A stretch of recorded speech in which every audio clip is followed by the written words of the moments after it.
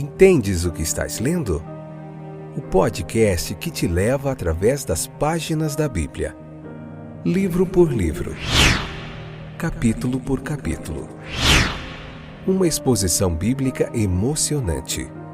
Aperte os cintos e embarque comigo nesta viagem.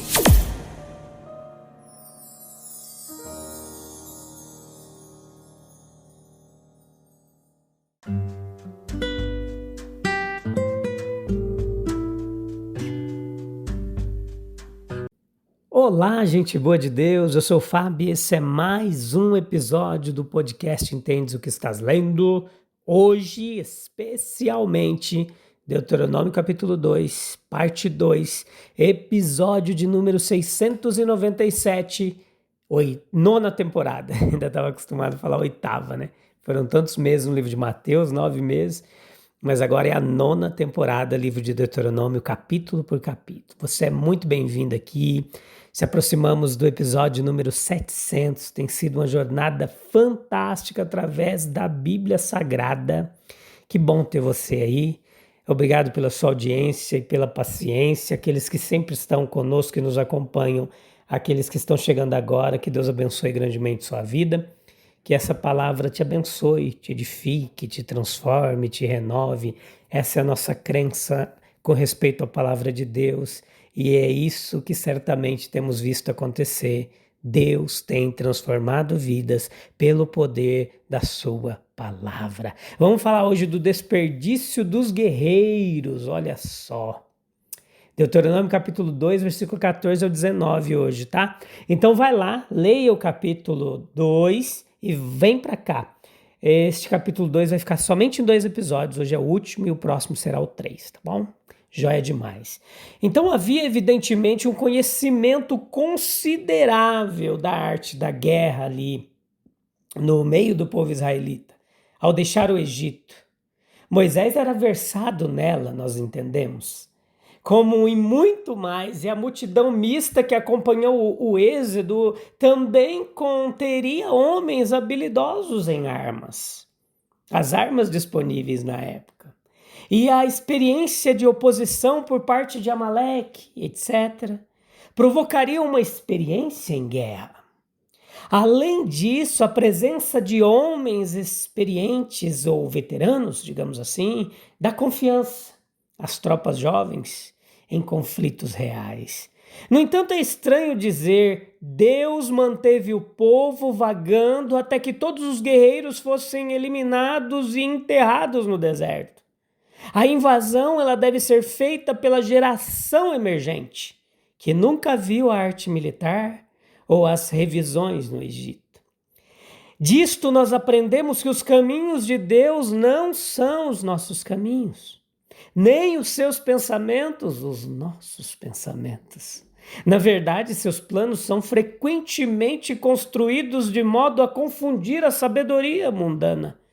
Nós vemos isso nesta invasão de Canaã. Nós vemos isso em seu caminho de salvação por Jesus Cristo. Nós vemos isso em seus tratos providenciais. A arte da guerra não é tão importante quanto a arte da fé.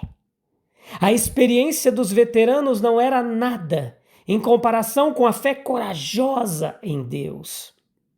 Não, foi realmente depois do sacrifício, o sacrifício de todo o exército guerreiro de Israel, que o sucesso veio. De seus túmulos brotaram advertências e inspirações. E foi sobre os túmulos dos soldados que quase todo o progresso do mundo foi feito. Multidões tiveram que ser enterradas nos campos de batalha antes que a terra prometida da paz pudesse ser adentrada. Os guerreiros enterrados, eles constituíram o holocausto que foi apresentado antes que a bênção viesse. A destruição de falsas confianças e muitas vezes a preparação para as verdadeiras. A tentação de confiar nos veteranos e em suas ideias militares, ela é afastada pela morte dos guerreiros. É assim que Deus remove de nós todo falso refúgio. Assim nós aprendemos a confiar no Deus vivo e a lutar suas batalhas à sua maneira. e não a nós.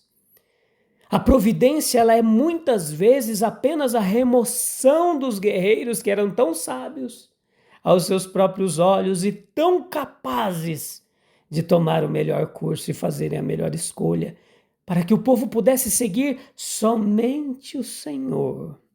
Feliz para cada alma é ser privada de todo falso apoio e ser levada a confiar somente em Cristo. No verdadeiro descanso, a alma entra pela fé. A terra prometida ela está aberta para a alma confiante, enquanto seus portões estão fechados para os autoconfiantes. Nós vemos uma guerra garantida aqui. Seom, rei de Hesbom, opôs-se com força física ao cumprimento do destino de Israel. E tendo provocado a guerra, ele a provoca para a sua própria destruição. Havia necessidade de guerra, isso é questionável. Essa é uma questão difícil de responder. Ainda assim, isso não justifica as guerras.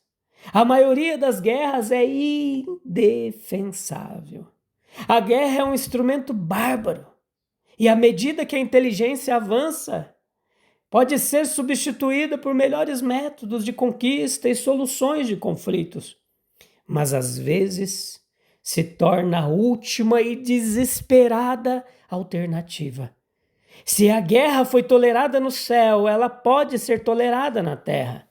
E nesses casos nós podemos olhar para o lado humano da guerra. Houve uma rejeição arrogante de demandas equitativas. Nenhum homem e nenhum Estado detém um direito absoluto e irresponsável sobre a superfície do globo terrestre. A terra é do Senhor, é o que a palavra de Deus nos ensina. Nós podemos adquirir por herança, compra, cultura, interesses pessoais na terra, que outros são obrigados a respeitar. No entanto, os interesses pessoais devem ser subservientes ao bem de uma nação.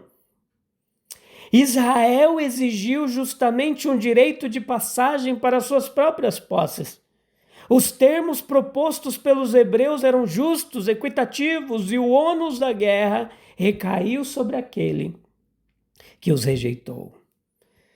Israel poderia apontar para sua passagem pelos territórios de Amon e Esaú. Uma reputação de confiabilidade na observância de um tratado já havia sido estabelecida. A rejeição da proposta de Israel envolveu uma privação dos direitos naturais de Israel. O patriarca Jacó havia adquirido por compra muitas terras em Canaã e agora, liberto do cativeiro prolongado, o povo reivindica suas propriedades ancestrais.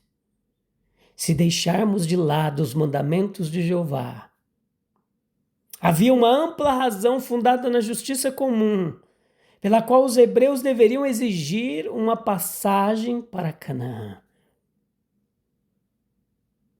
Contemplemos, meus queridos, o assunto do lado divino. Esta invasão foi uma clara intimação da vontade de Jeová.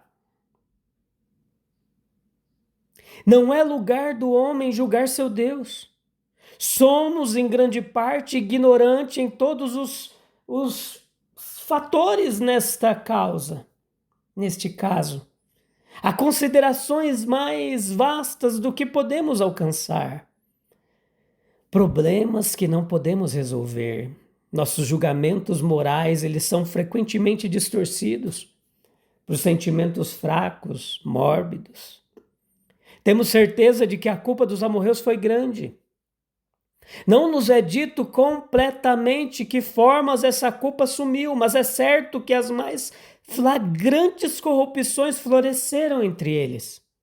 Muito provavelmente, este foi um ato de sinal de justiça retributiva. Possivelmente eles haviam adquirido o território pela violência, derramamento de sangue, e agora tinham que entregá-lo novamente ao árbitro de toda a guerra. Aqueles que tomarem a espada perecerão. Certamente esta calamidade ela estava na linha do progresso do mundo. A humanidade foi beneficiada pela derrubada de impérios corruptos. Este foi o caminho difícil ao longo do qual Israel cumpriu seu destino benéfico. Quanto à ocasião precisa para esta guerra, nós vemos que isto é atribuído à perversidade impassível de um homem, Seom, rei de Hesbom. É tolerado que a marcha do destino de uma nação seja frustrada pela ignorância ou luxúria ou estupidez de um único homem? Essa obstinação da vontade real, ela deve ser atribuída a causas naturais. Deus nunca obriga um homem a ser mau. A natureza humana era a mesma nos dias de Seom como nos nossos. Uma arrogância insolente é um crescimento. Seom havia reprimido por muitos anos instintos mais nobres, sufocado sentimentos generosos, mimado egoísmo e orgulho, portanto a obstinação cega tornou-se nele despótica. Princípios corruptos brotam de pequenas sementes. Há estágios na carreira de um homem que sua escolha se torna seu destino. Pela operação das leis invisíveis e forças misteriosas de Deus, os hábitos se tornam tão fixos, tão duros quanto uma pedra de granito. O processo de endurecimento ele se torna irreversível e verdadeiramente é dito que Deus o faz.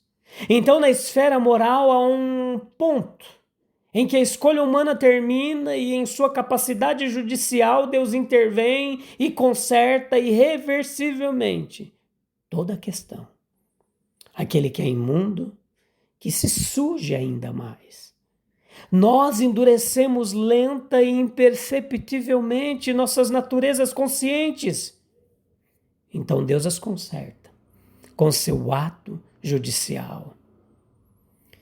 Havia um segredo do sucesso na guerra.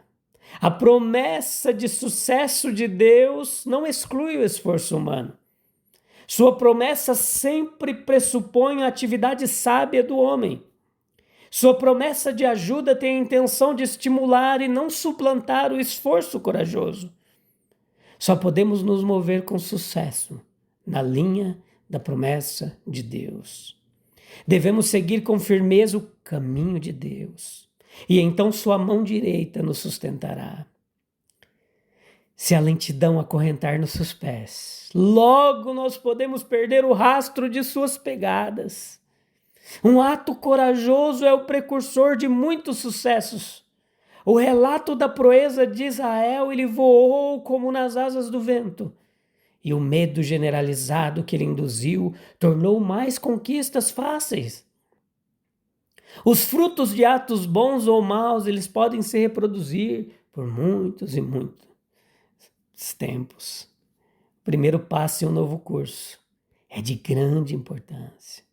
A obediência rigorosa, ela é a estrada para o grande sucesso. Quando o comando de Deus é claro, não há lugar para hesitação. A bravura cresce e floresce em uma atmosfera de lealdade. Durante os últimos 38 anos de vida no deserto, a fé e o amor dos jovens hebreus cresceram imensamente. E sua pronta obediência foi o primeiro fruto.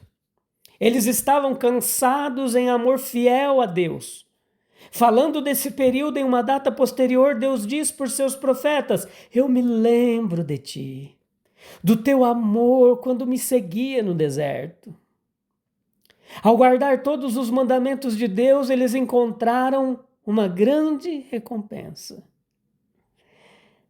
Meus queridos, porque Deus frequentemente permite que nossas falsas seguranças sejam destruídas antes de nos conduzir à verdadeira confiança nele. Será que a verdadeira sabedoria humana pode prevalecer sobre a arte da fé na jornada que Deus traça para nós? Não, a sabedoria humana não é tão poderosa quanto a arte e o poder da fé. Eu te convido você a procurar um lugar calmo e tranquilo aí para a gente falar com Deus. Vamos encerrar mais um episódio com oração. Temos ouvido Deus falar ao nosso coração. E agora vamos falar com Ele. Tu és tão lindo, Jesus. Embora sejamos tão limitados e fracos diante da Tua grandeza. Ó Senhor Deus, nós te agradecemos por Tua sabedoria infinita, que supera nossos pensamentos e nos ensina a confiar somente em Ti. Ajuda-nos a abrir mão de nossas falsas seguranças para que possamos caminhar na luz da Tua verdade e lutar as batalhas da vida com a força da fé, que em cada desafio nós possamos ouvir Tua voz, obedecer aos Teus mandamentos, confiando que a vitória vem das Tuas mãos. Em nome de Jesus, nós oramos. Amém, amém e amém. Eu te encontro no próximo episódio, tá bom? Para a gente continuar meditando na palavra de Deus. Agora vamos para o capítulo 3 do livro de Deuteronômio. Vamos ficar lá em 2 episódios também. Depois vamos para o 4. No 4 teremos que ficar lá durante 4 episódios. Mas é bênção pura. Jesus é bom e Ele continua cuidando de você, tá bom? Confie nisso. Siga em frente, levanta a cabeça, que vai dar tudo certo. Deus abençoe, um abraço. Até breve. Tchau, tchau.